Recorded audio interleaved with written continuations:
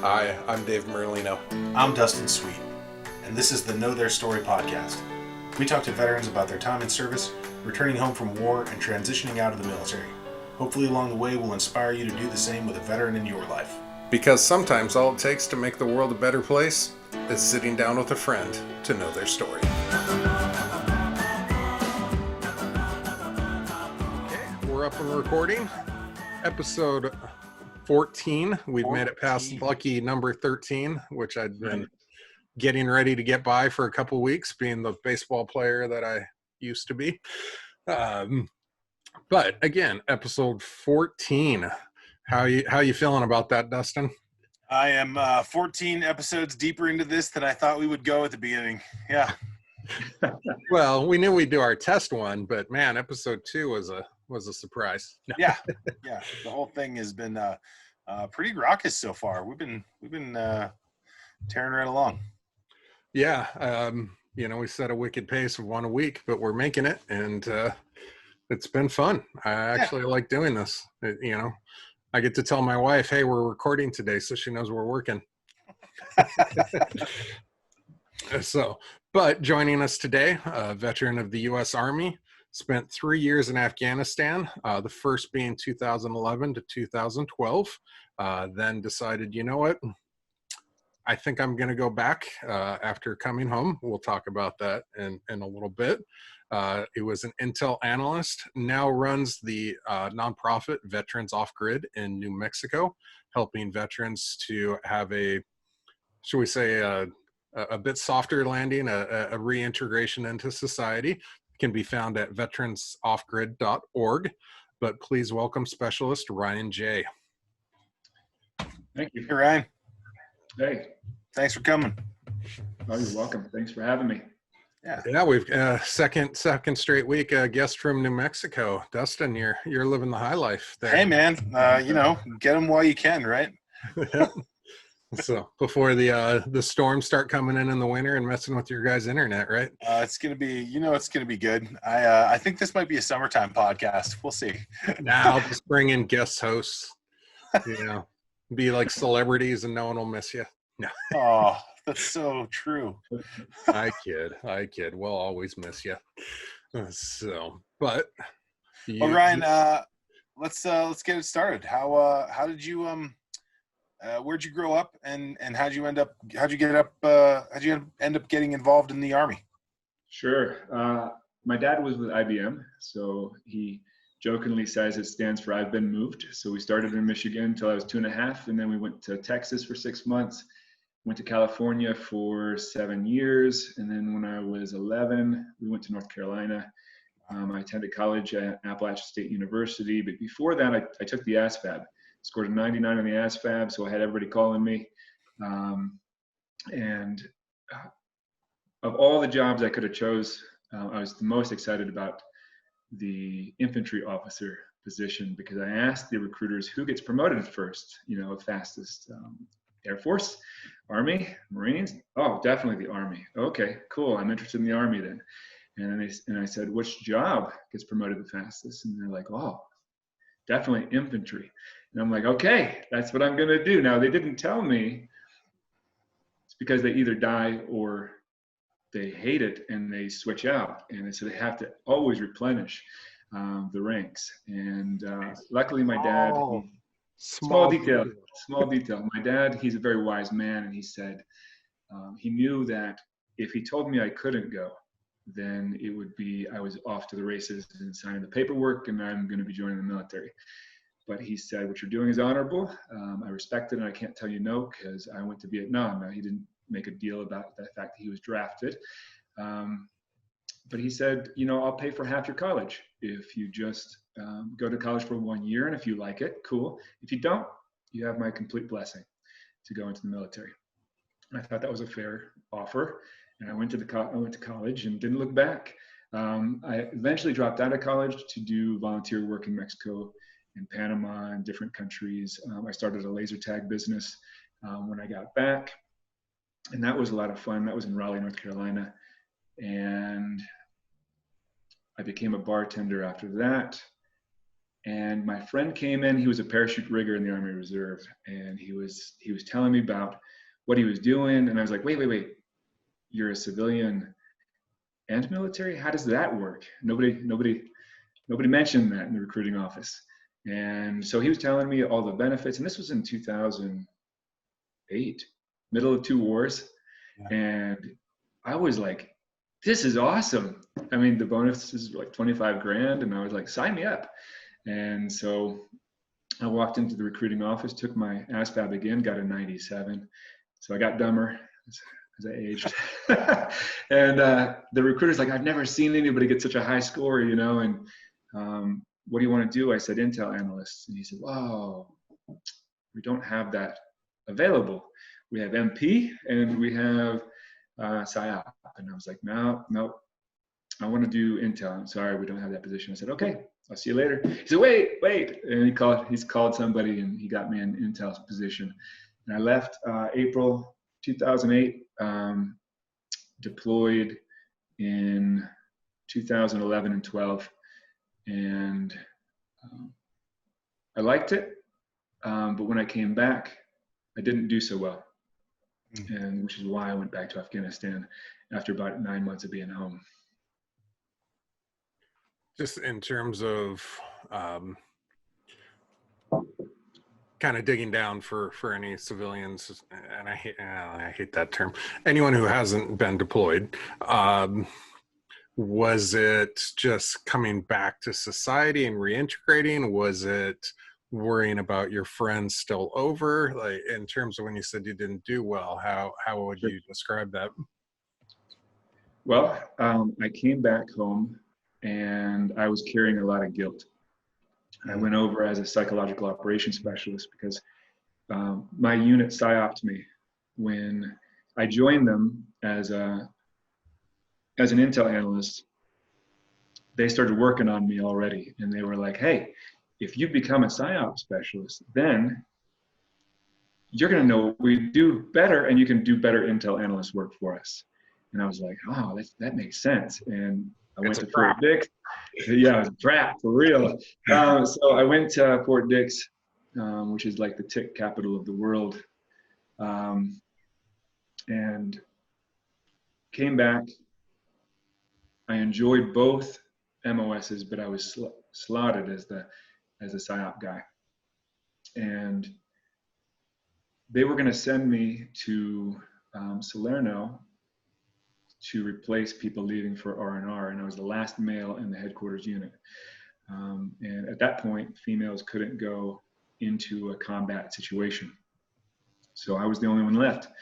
And so I had actually injured my back. I told the first sergeant, hey, I just want to be straight up with you. My back, nobody can tell me what's wrong with it. It hurts a lot. My biggest fear is that if I'm deployed and we're in a firefight and I'm dragging someone or someone's dragging me, I'm going to be a casualty, or I'm going to make someone else a casualty, and you're going to have to evac 2 or 3, and that makes evac so much harder if you have more than one casualty. And so I said, I'm a good soldier. I'll do what you say. I just wanted to give you the heads up on my physical condition. They talked it over. They decided not to send me. And someone else volunteered to take my place on that mission. And when they were out, they got hit by an IED, the vehicle that I would have been on. It was an MP, and he had a working dog with him. He had a family, he had a kid. And none of the people in the vehicle survived. And so a week later, the first sergeant came and he said, I'm so glad we didn't send you. Oh my God, you wouldn't have made it. And so I came back with that guilt. And when you're in a combat zone for 9 months to a year or even longer, you've changed, and you don't even realize you've changed because you still see yourself as the same person. But when you get back, I mean, the first experience I remember in the airport was walking by a bar, and there was 2 grown men fighting of who was the better quarterback. And oh man, they knew the stats and they knew, you know, everything about the players that they thought was the best. And they were about, it looked like they were about to fight. They were in each other's faces and yelling, probably drunk. But I remember thinking, like, do they even know that my unit is still over there? Because I came back as an advanced team to set up the unit for their return. The second conversation I remember hearing, and this was, you know, 2012, the Jersey Shore was really popular, and Snooki and all this kind of stuff. There was 5 women, and they were like, can you believe what Snooki did to her hair? Oh my God, that hairstylist should be shot. And I remember thinking, like, I just came from a place where people are being shot. And my mom greeted me at the airport, and she told me later that she didn't even recognize me, like the light had left my eyes. So I was dealing with some things that I didn't even know I was dealing with. It took about 3 months for me to realize I was in trouble mentally. I wasn't thinking clearly. And what is a soldier supposed to do? Oh, you go to the VA. Well, I went to the VA, but it was a 5-month wait to see a primary care physician. We were in the middle of 2 wars, overwhelmed, and that was when the whole controversy came. Well, oh, just postpone them 3 months, postpone them 3 months, 3 months, 3 months. And so I went to see the doctor, and he said, and I don't blame him because he was a volunteer, he was just trying to help. And he said, I'm really sorry, I'm late for a golf tournament. Can you give me your top 3 problems? And I looked at my list of 14 things that I was dealing with. I picked 3 random things, and I said, okay, these. And I said, now what? Like, am I going to the referral next week? And he said, no, we can get you in about 3 months from now. And I remember thinking, like, that's not even guaranteeing I'm going to get better. Right. Maybe that doctor's going to be late for a golf tournament. Maybe he cancels. Then what? And I know my friends, they had like 10, sometimes 20 medications they were taking. They couldn't even remember which ones they'd taken, which ones they hadn't. On the labels, it says may cause suicide. They couldn't go to college. They couldn't hold a job. I felt like I was on that path, that if I continued, I was going to be drooling on myself. And I needed to find a way to come back to who I was, but I didn't know how.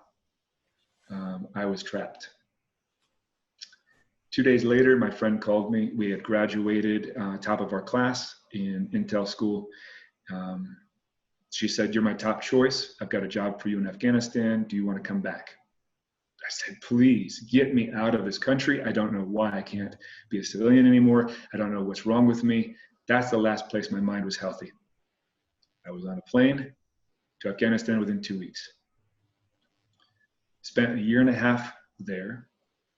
And it was really interesting because when I went over the walls of Bagram, it's about a 9-mile radius of these giant cement walls. This time I had a window on the plane because the first time I went over, you're in a C-130 and there's no windows. You have no idea what's going on. And the Air Force guys, they love to mess with us.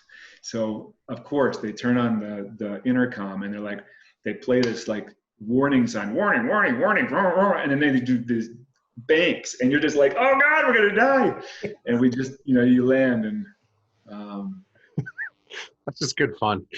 and yeah, for the Air Force, not for the guy who was the first time deploying. I had no idea what was going on. But when I went over the walls the second time, like I remember like getting emotional. Like I was home, and I'm like, what is wrong with me? Why do I feel home in a war zone, in a 9-mile radius, almost like a prison? Like I can't leave. What's wrong with me?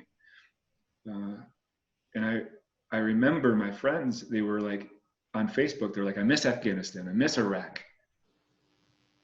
What do we miss? It's not the war, it's not losing our friends, it's not the accommodations, it's not the food. What is it? you know, and that started me thinking, like, you know, why do we want to go back to war? Why is that what seems like our only option? And it's at that point that I saw a music video, and it changed my life. And Which one? it was Five Finger Death Punch, Wrong Side of Heaven.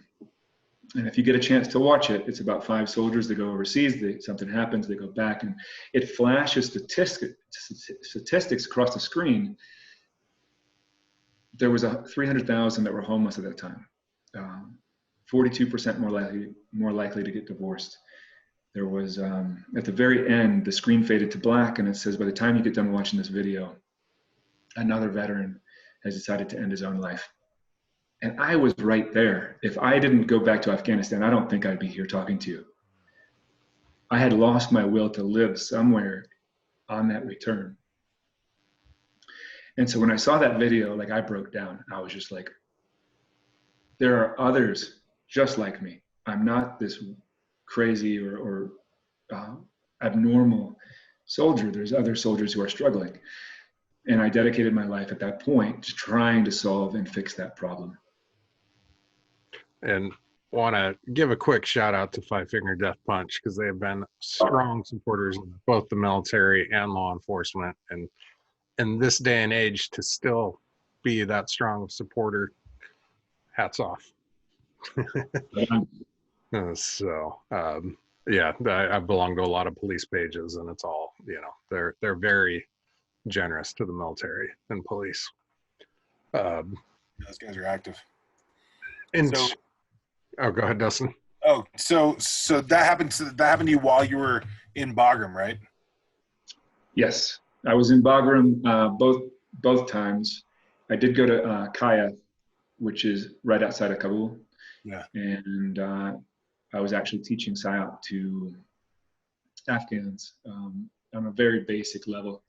And that was really rewarding because the Taliban they were way better at PSYOP because they didn't have to tell the truth. They could just lie at whatever they wanted to do. That does make the playing field a little less even. Mm-hmm. So in terms of going back, like you said, you know, you felt like you were home. Did you kind of feel that when you got off the plane, or was it a slow thing, or just, I mean... I remember tearing up when I saw the walls. I don't know. To this day, I don't really know why. And it was just raw emotion.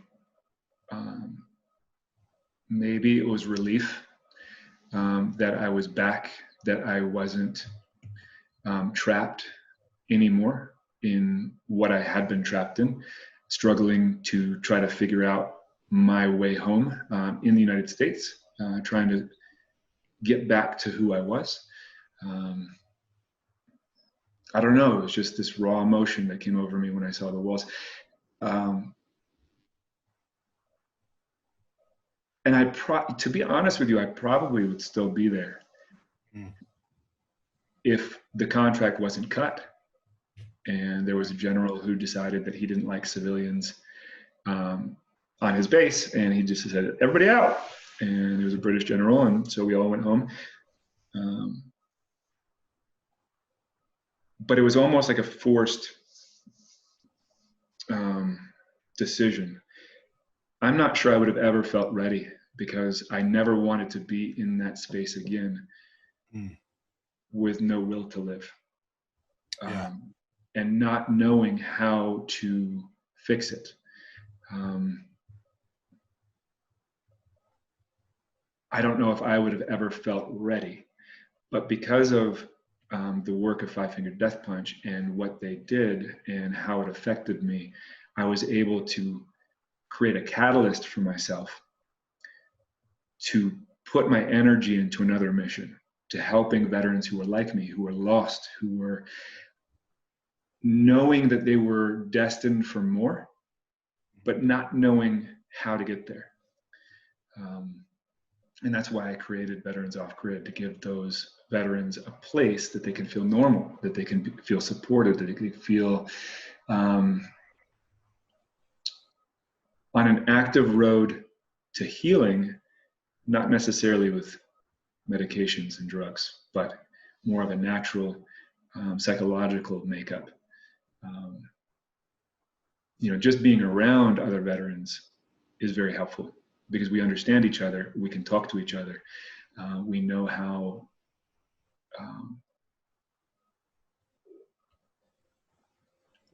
to talk to each other, and we know how to bring them out of the pit that they find themselves in sometimes. Well, and let me take a moment here. We've talked about on a lot of other shows and episodes, and also in the documentary, of trying to get civilians to understand in terms of coming home. But I want to kind of take a moment and see if we can reverse engineer this and look at it from the aspect of what you were looking for when you went back, and see if that's something we can build off, and probably are building off a little with Veterans Off Grid. Would you say, and I'm just doing this to start the conversation, not to put words in your mouth, but is some of it, like we were talking before we came on, in terms of, like I told my wife, there was something at the academy, when I was at the academy, of knowing what I was going to be wearing every day. My schedule was planned out. Like the second I went into my first class on the first day, my schedule was planned out for months. Is the structure part of it, that just having that structure again compared to being home? What are the things that you looked for to see if we can reverse engineer that? So I wanted to make it as much about the military and the military feeling that we missed, but also eliminating the stuff we hated. Like, why would I want to move a stack of sandbags 4 feet, sweep under it, and then move them back? Tell me, what does that do for the world? Like, sure, it occupies you and maybe does some strength training, but doesn't do anything productive. That's for sure. So we try to leave that stuff out: the yelling, the people who get advanced just because they've been in longer than you and they're in charge, but their ideas they're not going to work, whatever. We try to leave that stuff out. The things that we concentrate on are the camaraderie, building that camaraderie, keeping that camaraderie, helping each other.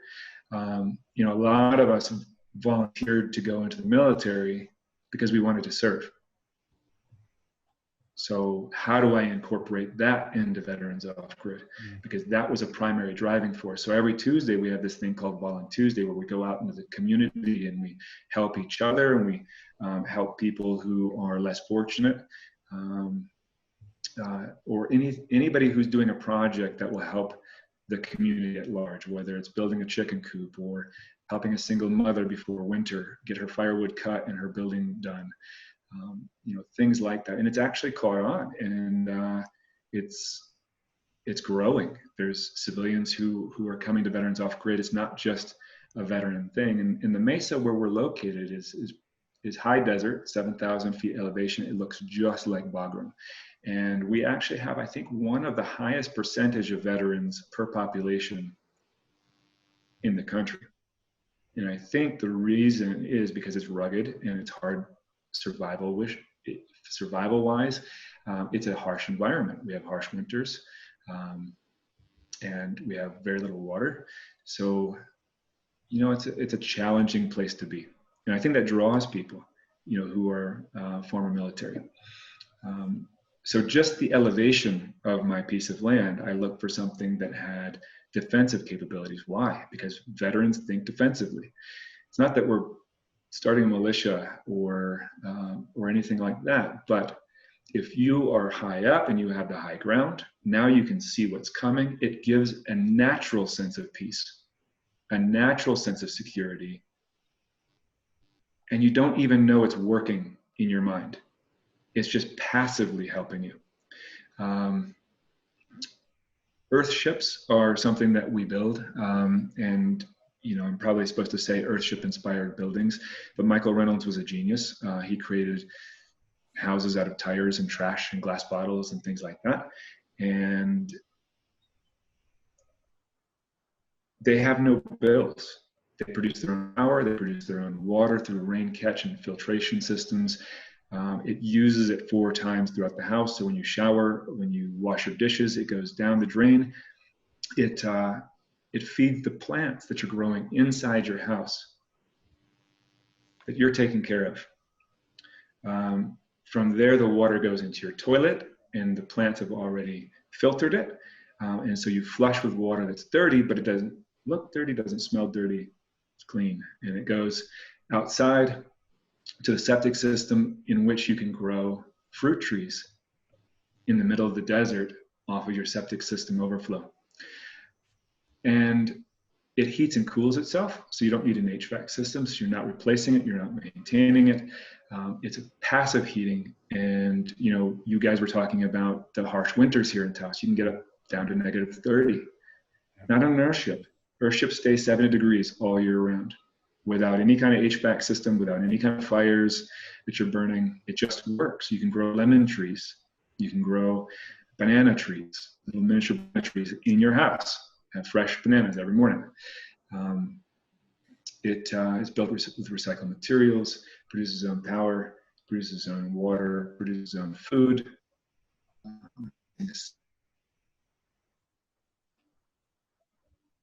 It'll come to me. But they're pretty remarkable buildings. And if you take a house that's taking care of the veteran, even if the EMP goes off, even if your electric grid is shut off by a hurricane, you still have power, you still have water, you still have everything that you need. That passively helps a veteran to, oh, I'm taken care of. No matter what happens, this house is going to take care of me.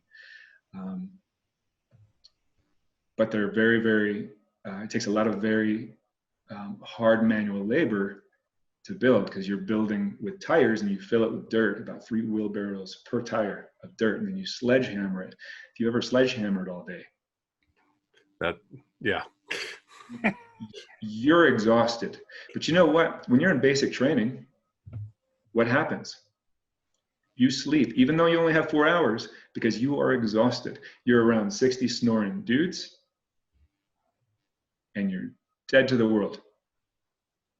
Okay. What is the biggest problem that veterans say they have when they get back? They can't sleep.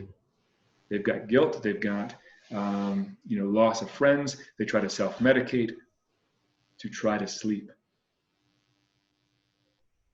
Well, we sleep pretty good because we're exhausted all the time. So if you sleep for like a week, not a week, but like 8 hours every day for a week, your brain starts to heal.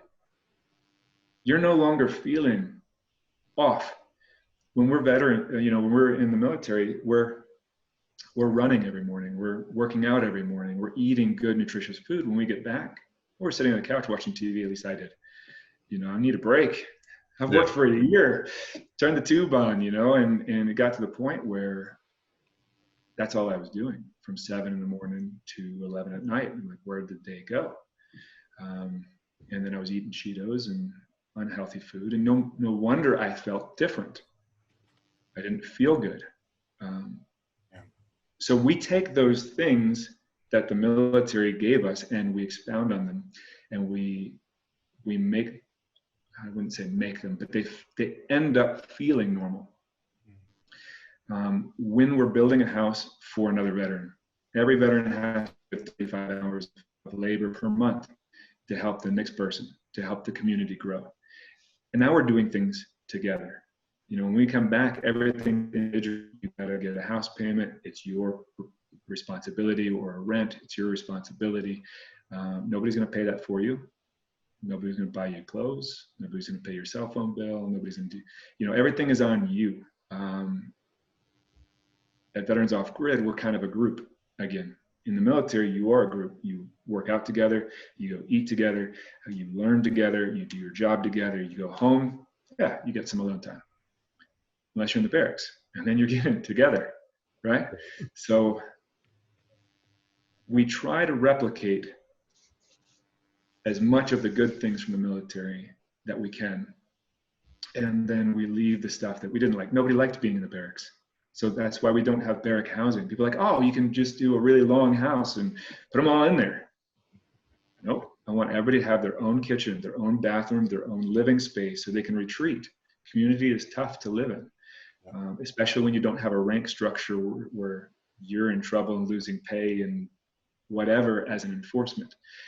So if they have some issues that they need to sort out, they can go right into their house, have some alone time, come back, rejoin community. Welcome back, and it feels like family, it feels normal, it feels good. Well, yeah, and like you're saying with the sleep, when I think that society places too much value on the people who only need to sleep 4 hours a night and work, and we leave out the part where they all die in their 60s, because they're not getting good sleep. I've gone to the sleep doctor, and I was one of those people who only 4 hours a night and not good sleep, and now it's up to 7.5. And sleep is such an underrated thing that people don't look at in terms of being able to get healthy again. We'll go on all these vacations and everything else to try and find ourselves. It's like, have you tried sleeping? Yeah. And part of that is stress, and they've got all these bills, and veterans are typically bad with money. That's why there's so many disreputable businesses around a military base, because they're like, that's our prey. Come on in. Payday loans and yeah. What, Ford Mustangs? Yes. Oh man, I don't even want to throw him under the bus right now, but there was a guy, he probably won't see this. There was a guy on my deployment, and he's like, oh man, I can buy a Boss 302 and it's only going to cost me 45 grand. That was his entire deployment money. Now I gave him an opportunity to buy into a fourplex deal that we were doing with a friend of mine. And he could have had 2 fourplexes at $20,000 a piece, combined with the bank's money, and sold for almost, it was 2.5 times his investment he would have made back. A year later, he's like, oh man, I blew the engine, I need new tires, and I'm like, dude, I gave you a chance. So we teach Financial Peace University from Dave Ramsey to try to get veterans out of debt, to look at money differently. But when you have no bills, now you can focus on what you were made for, what your destiny is. Most people in America, we say, hey, I got $1,000 a month rent. I got, kids to feed. I got this to do. And now I'm all stressed. Yeah. You have your housing covered. You're growing your own food. You've got your own energy. You've got your own water, and it's clean. It doesn't have fluoride. It doesn't have chlorine. It's literally from the rain, sifted over gravel so it mineralizes, and it's fresh and pure. You don't have a Flint, Michigan where you're drinking lead or anything like that, and you don't have any bills. So when you have no bills and you're like, wow, now what? And all you had to do is do 35 hours per month to help someone, to help the next guy pull him up, or the next girl. Now work's not work. Work's a gift. Work is something that you're giving someone else because you've been helped. You've been invited into this family. And now we're just passing it on. We're paying it forward. And so we ask every veteran who comes to Veterans Off Grid, if you had no bills, what would you do with your life? How would you impact people around you? How would you impact the world? What would you do to make it a better place? I don't want them to answer right away. I want them to think about it. And when they find that, maybe it's teaching. Maybe it's a mechanic. They love cars. Maybe it's growing food. Whatever it is, Veterans Off Grid tries to empower them to make that happen, so that when they have no bills and now they're living their best life, We asked them, what would you do? The other part of that question is, what would you do that you wouldn't even need to get paid for, that you'd wake up early with anticipation? You couldn't even wait to get to wherever you are, to wherever your job entails, whatever you wanted to do. You wouldn't even need to get paid because you have no bills. What would it be? And when they answer, then we try to empower them to do it. And if they're living their best life and they have no bills, they're surrounded by their peers, they're going to start getting better. They're not going to start thinking about, how do I check out of this? They're living what they've dreamed about, but couldn't do because they were trapped in a debt cycle or whatever. So we try to bring that energy to each veteran who comes, and not all are ready to heal. We had one person come and he told me he had no addictions, and we just want to know so we can help you. And he came and he was a fifth a day of whiskey. And I'm like, look, I'm going to be your enemy, not by my choice, but you're going to make me your enemy. And I don't want that to happen. So either we fix it and we help you and we jump in the trenches with you and we help you give that up, or you move on until you're ready to come back. And he's more than welcome to come back. He left stealing the beds and peeing all over the walls and all that kind of stuff. But, I'm hoping that one day he'll realize, like, what was there was awesome. And I just hope that he hits that point before it's too late. Well, and that's, I'll talk to people who have a family member going through drug addiction and it sounds callous when I say it, but it's like, there's not much we can do until they're ready for help. Like, right. You need to want the help. And, like you're saying, sometimes they're not ready, but that was leading into a question I have of, obviously every person is different, but do you see a rhythm to when people come in to how, to the stages that they go through, or, Sure. So we're just beginning. We're building out our capacity. I got tired of watching my friends commit suicide, to be honest with you. I could have put together my business plan and waited for grants, and I would still be waiting. I took my cue from, what's that movie called? Field of Dreams. If you build it, they'll come. So I bought 50 acres and I was like, you know what? I'm out here in the middle of the desert by myself. And here's what I'm hoping to do. I'm hoping that people will see that and say, hey, that's a good idea. I love that. I need that. I'm going to help.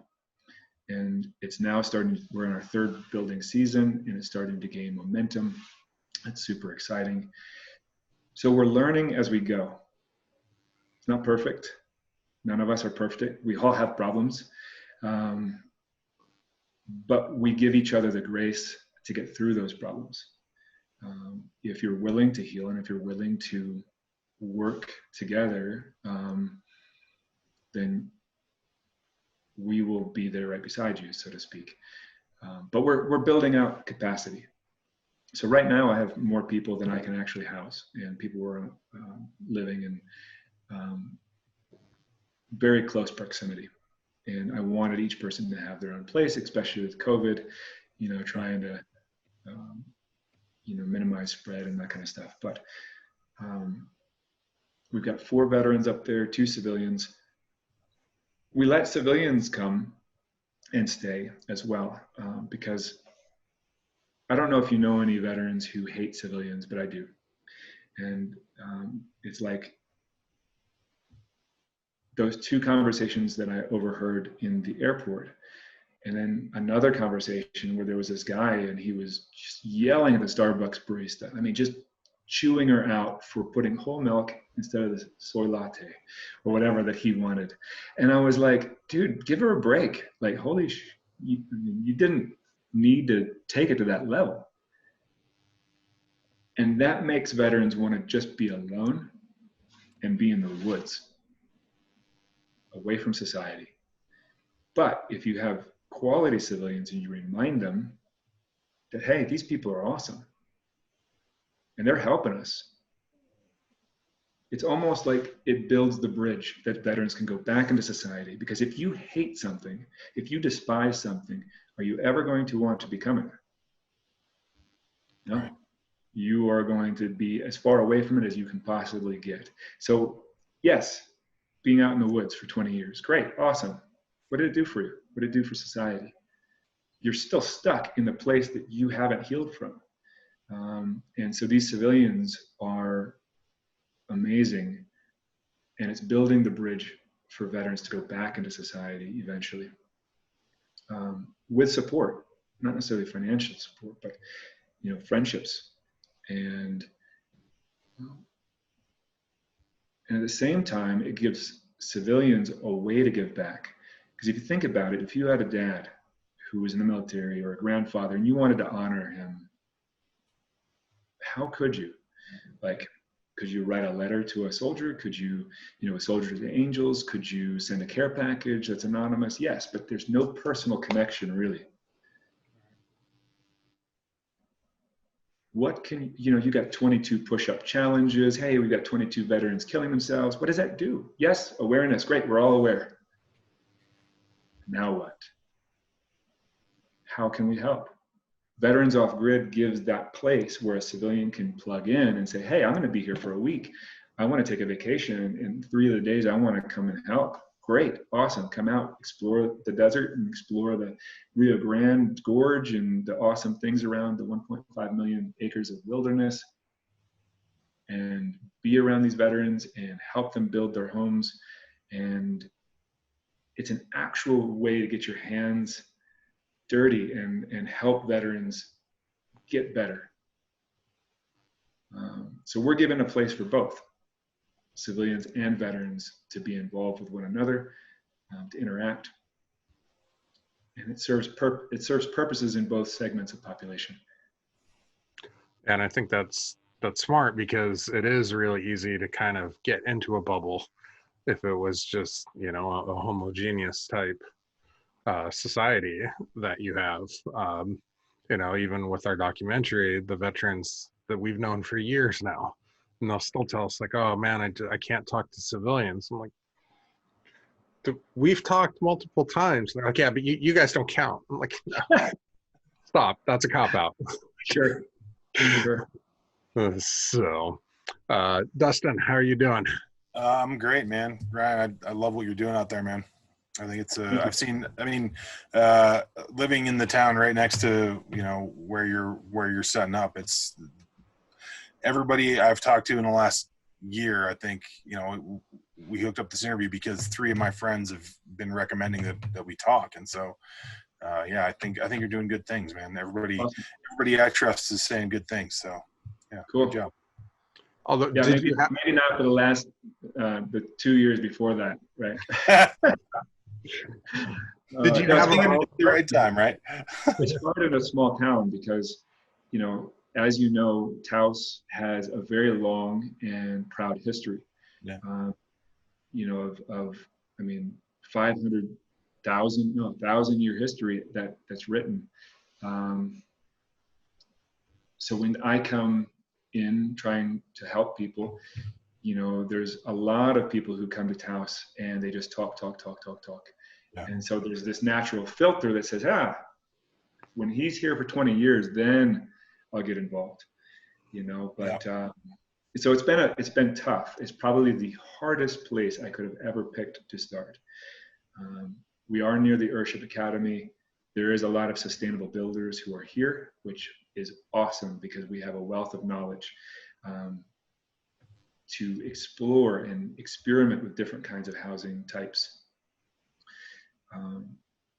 But from a logistical sense, it's very difficult to raise awareness when the county is 45,000, I think, 45,000 for 2,200 square miles. Yeah. I mean, it's huge. Yeah, it's big. Northern New Mexico, man. But it's beautiful and it's awesome. And I wanted to place Veterans Off Grid close enough to civilization, I should say. So we're about a 30-minute drive away from Taos, which is just close enough where people can still be involved, but not too far away where people feel like, oh God, like it's 2 hours away just to go get a coffee. That would be way too remote. So it's kind of this Goldilocks zone, the best of both worlds. You could come to Seattle and just set up your own country right in the middle of the city. Thought about it, right next door to the new country. Yeah. So, oh man, I hope you last longer than a weekend. no, they made it like 3 weeks. So, looking at it now, if you could go back to whether you came home from your first deployment or from your second deployment, knowing what you know now, what would you tell that veteran returning home? What would you tell yourself now to kind of help spur you along? So if I understand the question correctly, knowing what I know now, what would I tell the Ryan before his deployment? Or no, coming home, like right after coming home. Yeah. I think I probably would have started before.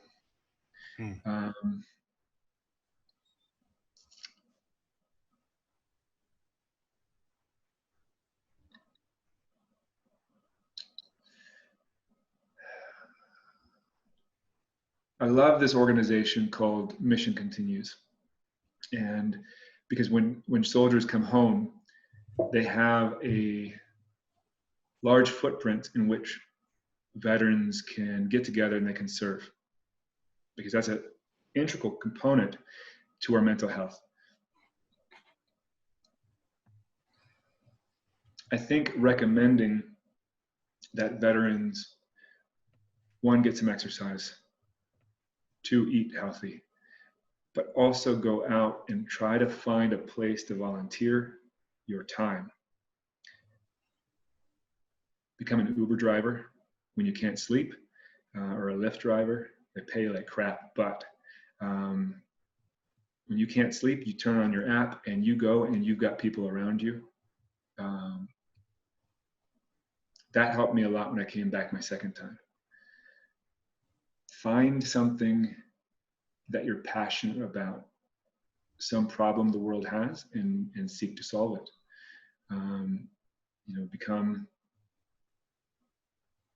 Try to network with other veterans, because they're your best support group. Immediately register with the VA and try to get in instead of waiting, because that is a terrible time. By the time you realize you're in trouble, a lot of times you're already drowning. So the more paperwork that you can get out of the way and the wait time, it'll set you up for more success. Get out in nature. Nature is very healing, and we are right on the edge of the national forest, and our veterans love just to take walks, run out there, bike rides, motorcycles, whatever, just go out in nature.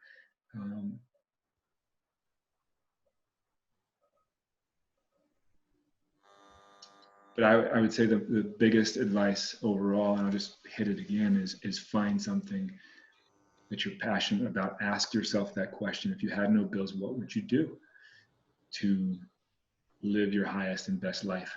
And then actively try to get that however you can, whether it's go back to school or take an internship in whatever field that you want to be in, or find people who are already doing it, and stay out of debt for sure, because that is a slippery slope. Yeah, I mean, that's why I left the government. It was not an easy decision. I was a GS-13. It's not an easy salary to walk away from, but I had other things that I thought would make me happier, and I missed the salary. That's for sure. No, no, and I understand exactly, because I had a choice to make when I came back from my contract getting cut. I could have found another company. I have a top secret clearance. Right. It's easy. And I could have just jumped right back into theater, making great money. But then I'm just a cog in a machine. What am I actually doing? That's literally I felt like with the idea that I had that came to me, I felt like I could help so many more people and make so much more of a difference. I haven't been paid in 4 years. Our nonprofit doesn't pay us. I did that on purpose. I want all the money from the donors to go into building, go into support services for these veterans. So, like, I gave up a lot to do this, but it's my passion. And it has made such a difference in my life because I'm creating something that will outlast me. And it's what I'm passionate about. I mean, veterans are, I am one. And I know there's a lot of people who were like me and they have no idea what's out there. They have no idea how to get help. And so if we can shine a big spotlight on that, then I'm doing my job. You almost verbatim just recited what I talked to my wife about when I left. I mean, my dad had died suddenly, like here one day, had dinner with him, and then he was dead the next day, type of thing. And that hit me just right in the face of, I literally was a cog in a machine. If I get hit by a bus tomorrow, then, you know, they'd be like, oh my God, Merlino's gone. And then assign someone to my team in my office and the machine goes on. And I'd rather take less money to do something that will live on, and, you know, our movies and will live on beyond us. And I'm fine with that. Absolutely fine with that. My friend I met in Afghanistan, his name's Brandon, and he posted on Facebook the other day, and it was so inspiring and prescient. He said, if I die today, what regrets do I have? And he asked himself that question when Iran was bombing, sending missiles over, and he was being hit. And he was like, I thought I was going to die for sure. And so he asked himself that question. He said, what regrets do I have? I died today. And so he immediately took that thought pattern and he course corrected his life on whatever his answer was. And he made it his highest priority to fix and to replace those regrets, so that he could, anytime he died, he would die in peace. Whenever that may be, hopefully he lives a very, very long life because he's an amazing person. But that spoke to me because, like, you know, what regrets do you have? You know, don't live with regrets, fix them and make that your priority, because we are not promised another day. You know, it may not be a missile, it could be a heart attack. Yep. Well, and that's, you know, going the wake and all the friends coming over and being at my dad's funeral and listening to what everyone said about him. And I thought, geez, if I died today, like, what would people say about me at my funeral? And like, I'm assuming it'd be nice, but what is it that they would say? And is that what I would want them to say? And I wasn't sure at that point if it was. So I look at it like, what would people say? And have I done enough to make people want to say that? So it is a profoundly life-changing, I mean, obviously life-changing. I quit my job. Yeah, it's a big leap. It's a big leap of faith for sure. So, and, you know, I've talked to people because in this industry, people are like, oh, you have to have a lot of luck to make it. And like, it's true, you do. You know, I'd rather be lucky than good. But it did strike me many years later that you make your own luck. You definitely make your own luck. And part of that goes back to a day I was in my 30s and I tore up my shoulder in training. I didn't feel lucky that day. In fact, I remember kind of breaking down because I'd torn up my other shoulder in high school, and I was like, geez, I'm in my 30s, blowing out both shoulders, couldn't complete, PT today. And it was just, I broke down. But that shoulder caused friction with the government that eventually made me leave, which landed me in a directing class a couple weeks later. All this chain of events that happened in our movie career can be traced down to blowing out my shoulder. And I didn't think that was a lucky day, but you've got to, people look for that massive life-changing thing, and they keep looking and looking and looking. And if you look back, there's markers along the way, and just kind of keep living your day. And Dustin's been along for a lot of that ride, and he can probably, what do you think? I've been busy having my own ride, man. I don't really notice what you're doing. No, it's. I think you're right. I think those life markers are, they're a lot easier to see in retrospect. In the moment, I think you guys really touched on a thing that I've had as my ethos since as long as you've known me, Dave, which is, life's free, but it isn't guaranteed. And so, what's your next move? What's the next thing you're going to do? I think living without regrets I think that's a big deal, man. I think it's harder than most people think it is. But it's also way easier than, I think a lot of people I talk to get stuck on where, how do I get back from these things that I'm scared of or that I have regrets about? And, it's a lot easier than you think, man. It's a phone call. It's a couple of actions. It's doing the things you wanted to do in the first place.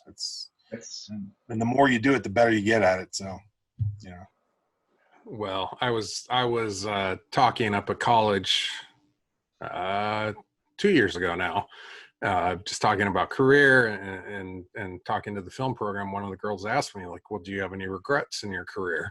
And in the back of my mind, I was like, yeah, there's several, but I couldn't think of any of them. I just couldn't think of any of them because I just, they happen. And I tell my kids, they're like, well, what happens when you fail? And I joke and I said, well, Dustin and I never fail. How do you never fail? I'm like, because we always recalibrate what success is. And it's a joke with my daughters, but it is. It's like, it's all how you look at it. It's like, okay, we wanted to make this thing, but hey, look at these other things that we did. And then just keep recalibrating. It's such an important thing, I think, for everyone, to kind of get back there. And winning seasons are built on losses, man.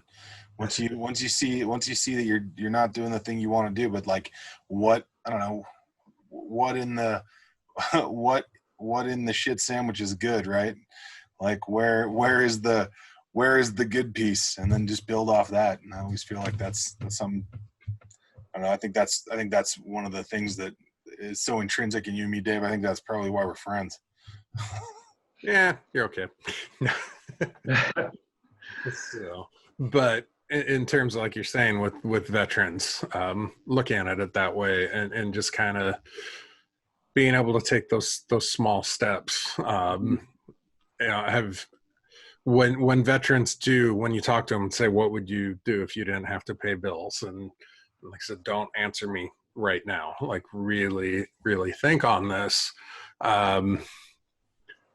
Do you see them taking those steps like long term, like in terms of that path, or is it more of a clearing, a cleansing thing to be able to move on?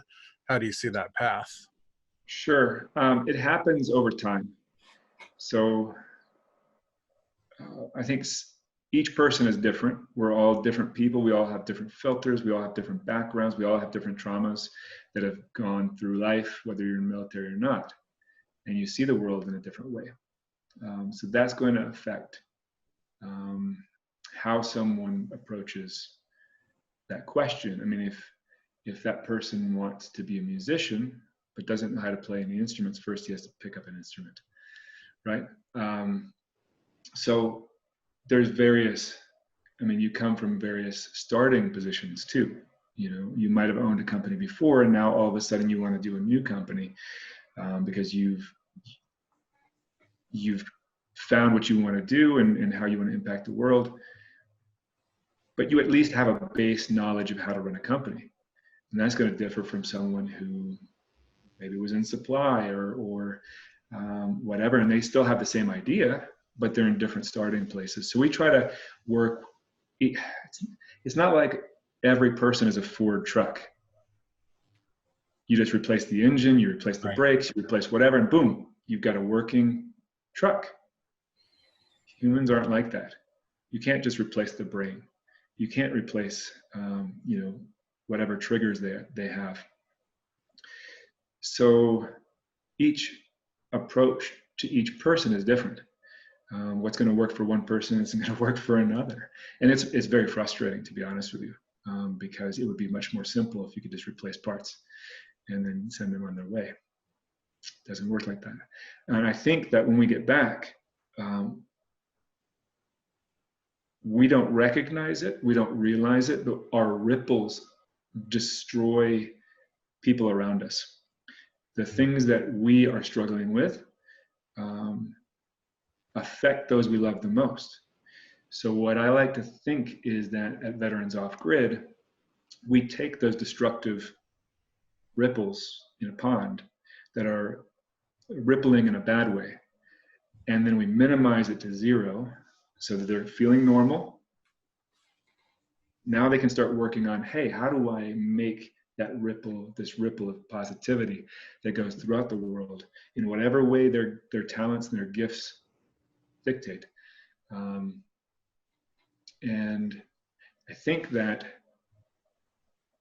well, actually this house that I'm in right now was owned by a potter, and his dad was a Vietnam vet. And when he was 11, not his dad, when the owner of this house was 11, he wrote a poem titled My Personal Vietnam. He had never been to Vietnam. He was 11. But the ripples affected him in such a negative way that he wrote a poem about it when he was 11. So how do we be self-aware enough to pull those ripples in, quiet them, and then redirect them into something positive? And I know I've hurt people when I came back because I didn't know what was wrong with me. And I was flailing. And the thing that I used to quiet my mind was the TV, as I mentioned before. So 7 a.m. to 11, I was watching the news. Well, you know what news does to you. I mean, it makes you depressed. So 8 months of that, highly don't recommend it. But others, they turn to alcohol. Others turn to drugs. What are they trying to forget? What are they trying to self-medicate from? If you're in a tornado, you're in a hurricane, you're not worried about soccer practice next week. You're not worried about dinner tonight. You're worried about survival. And a lot of veterans are in that place of survival. And they don't necessarily know how to survive. And it's frustrating because you're a grown person. You shouldn't be having these problems. And so you get some condemnation in there as well. And so to numb yourself or to avoid thinking about it, you just go to substance abuse, or just, I call it self-distraction. Whatever self-distraction method is different from each person and their backgrounds. That is what they turn to. So if you can get them in a place where it's normal and sunny outside, there's no tornadoes, there's no hurricanes coming. Oh, wow. Now I can focus on actually healing from any of the traumas, or self-diagnosing. Why am I like this? Why do I have these desires to do this? What am I running away from? And then you can take steps. Massage therapy, acupuncture, crystals, Reiki, hyperbaric chambers, like all these different things that are designed to help.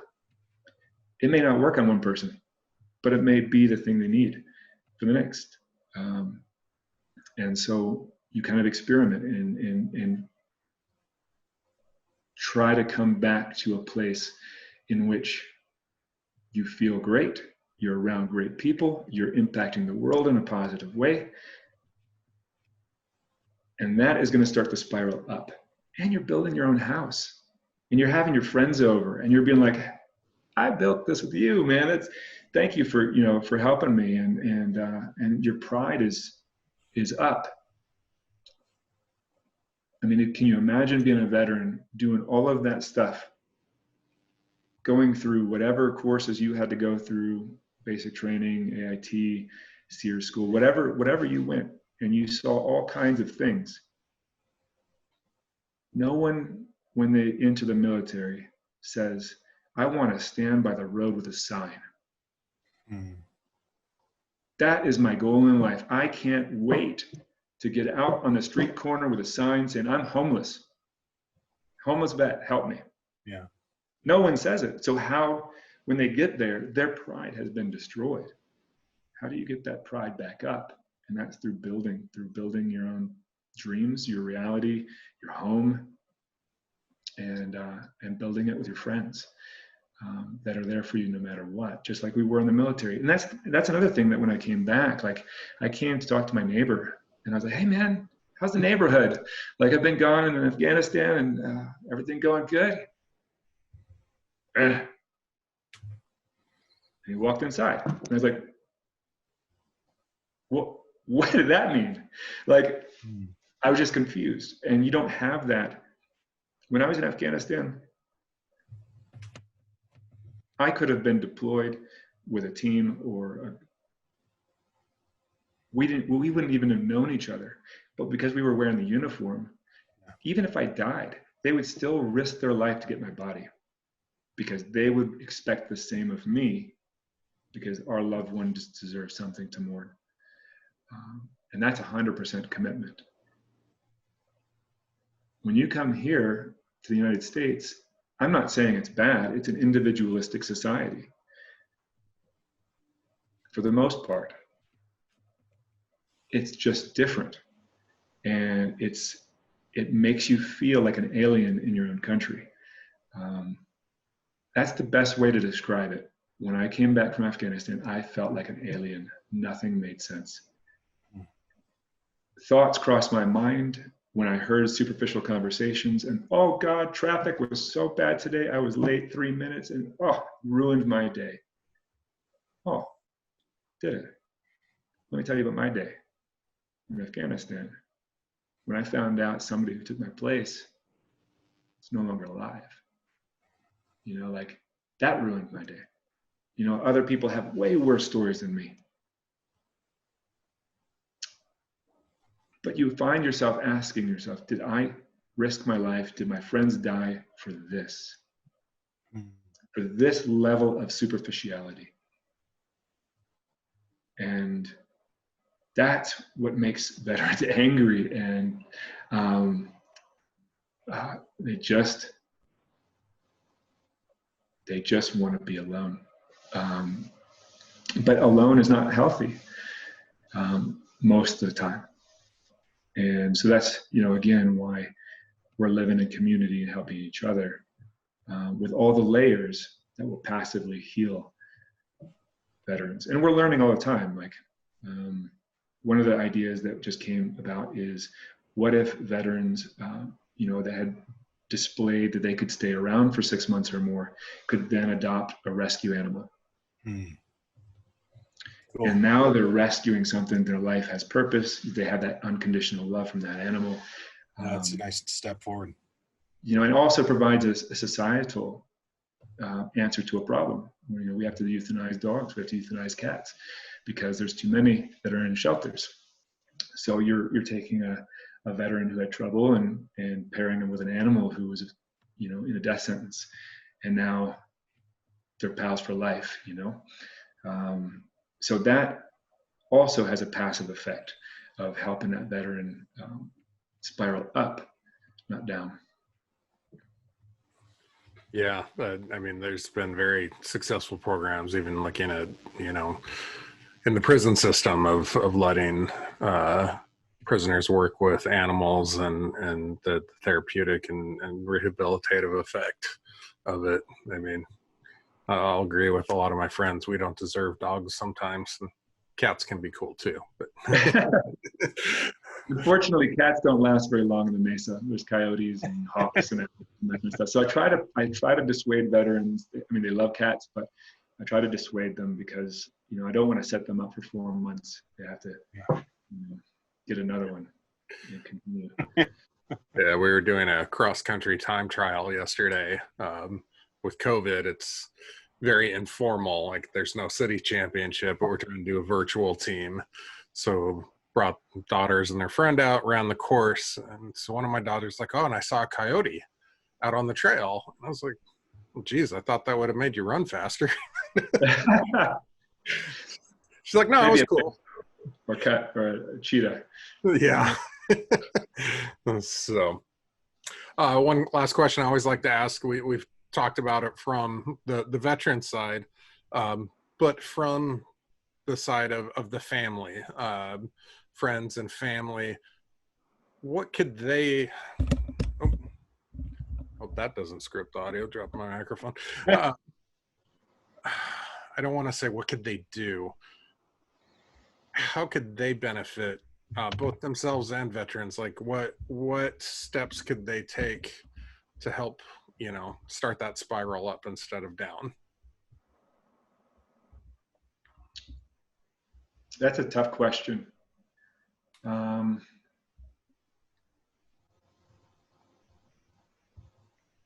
Well, you know, one, be there for them, you know, make sure they're communicating. And, you know, letting the veteran know that no matter what, that they're there for them. And, you know, whenever, you know, I would say not make them talk. Don't ask them if they killed anybody, you know, how many of the bad guys did you get? You know, questions like that. I got in my Uber ride quite a bit. And I educated people, and I was like, well, I'm not offended by that, but it's just not a question you want to ask people. Because people are running from their own demons. When you experience war and loss of life or mistakes that got people killed or whatever,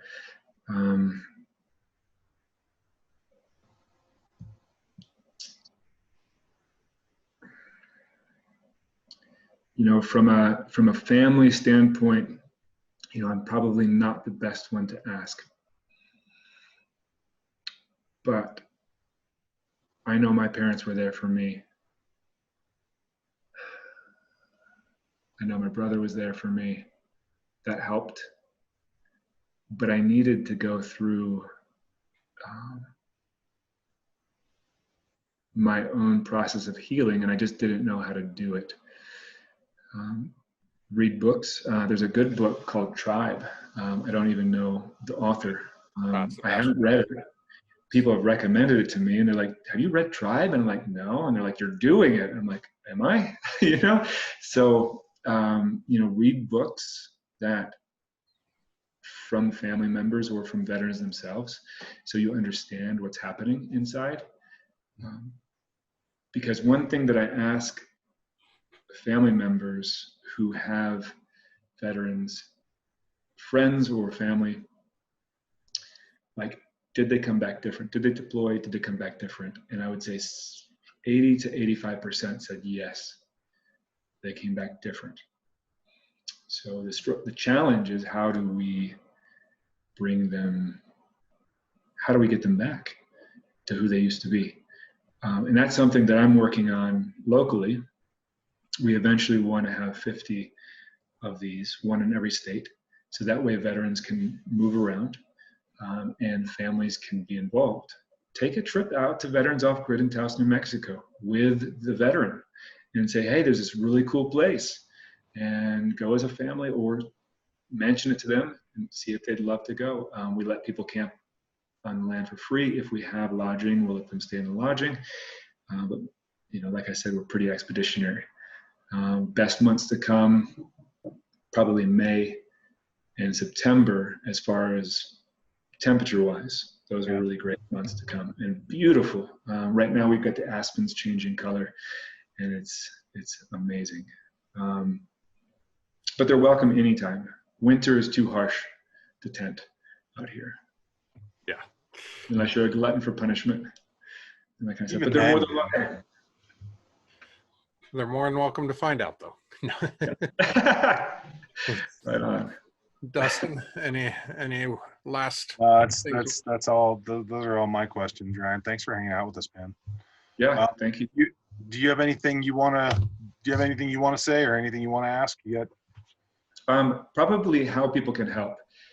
We've got probably 30 to 40 people across the nation helping on different things. If you have a gift that you want to give, whether you're a graphic designer, a webmaster, a fundraiser, a grant writer, I mean, anything that you have a love for and a passion for and you're good at, please reach out and say, hey, I want to help your mission, and this is what I'm good at, and we'll try to figure out how it works. Feel free to come out, take a tour. It's a pretty amazing place. We teach for free. If you've ever wanted to build a home, if you've ever wanted to build with natural materials, off-grid, any of that kind of stuff, you're going to learn a ton out here. We even have a partnership with Taos, where we have a course that's 4 months long that teaches you how to build a house from start to finish. You can always volunteer on site for free. But the course is more structured, and you're going to get way more for your money in the course. And we would love to have any of your viewers come out and help, whether it's financially, whether it's hands-on, whether it's mentorship. I can only go as fast as people are willing to donate their time and capital. And I think it's a worthy and needed endeavor. We're losing 22 to 24 veterans a day to suicide. We've got homeless veterans around the country, and the environment is our second mission. We didn't really touch a lot on the environmental part, but we're really trying to make the earth a better place. And the best way to do it is to have a low impact yourselves. And so we teach people how to have a low impact on the earth. We just planted trees on the mesa last week. So we have 30 new trees growing. Nice. And it's, it's a work in progress, but we're getting a lot of momentum. And we'd love to have anybody who wants to learn or wants to give, we'd love to have them at Veterans Off-Grid in Taos. And is the best way to contact you through your website, or how could they contact you? To be honest with you, my cell phone is all over my website. So it comes right to my cell phone. And you can email me. It's a little bit slower. Texting is best because of the fact that reception out in New Mexico is a hit or miss. What? Yeah, I know. It's hard to believe in this day and age, but it's a challenge. Yeah. But they can reach out any of those ways. All right, and that's at veteransoffgrid.org. All right. And Dustin and I have been saying we've got to get better on our sign-off. Oh, yeah. An old Bill Burr joke. We got to get better. Gotta get it right. Got to get it right. Thank you to our audience for listening today. Thank you to Ryan for being with us. If you like what you hear, whatever podcast channel you are listening on, we're up on many now: Stitcher, Podbean, Apple, Spotify. I keep getting, I'm sorry if I've forgotten others, but give us a like, give us a rating, tell your friends, and we put these out every Monday. Thank you so much for listening. You've been listening to the Know Their Story podcast. If you made it this far, we must be doing something right. Let us know by subscribing to our channel. And think about sitting down with the veterans in your life, because saying thank you for your service should be the beginning of the conversation, not the end.